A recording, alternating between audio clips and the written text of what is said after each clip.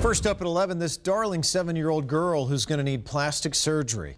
You can see she's going to need it to repair her face after she was bitten by a dog last week in Land O'Lakes. At this point, her mom says that's not going to happen. Michael Shingleton's in our newsroom.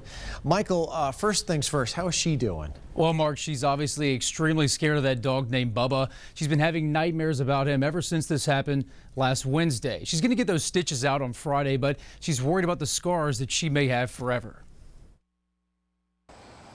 My focus is fixing the scar on my daughter's face. 3 times a day, Fanny Posada and her daughter Selena are changing bandages. Selena doesn't want us to see her stitches because she's self-conscious about them. It feels ugly.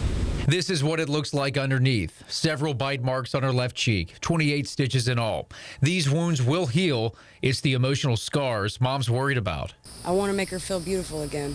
I don't want to have her waking up in the middle of the night screaming and crying, no, no, no, and begging for understanding on how to deal with that. This is Bubba. He latched onto Selena's cheek when she leaned in for a hug last Wednesday night.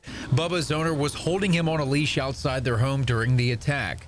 No one wants Bubba put down, but Mom's concerned about what her daughter will look like years from now. I can't afford plastic surgery, and Medicaid's not going to cover it. Obviously, the owner of the dog is not financially stable to even afford to pay for my daughter's face to be fixed. Pasco Animal Services placed the dog on quarantine, essentially a 10-day house arrest, last Wednesday.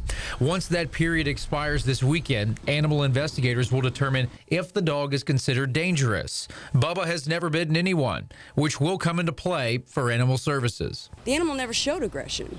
So, of course, I had built a relationship with the animal in the last almost year, is why I trusted that the animal would not hurt me or my child. I spoke to the dog's owner, Jason Delmont, earlier tonight. He said that he's been torn up about this situation ever since it happened on Wednesday. He's gone as far as offering to euthanize the dog himself. Of course, he nor the family want that to happen. He also offered to pay for the child's medical bills, but they have not accepted that gesture. He's also saying that he's looking at sending Bubba to a rescue in Orlando.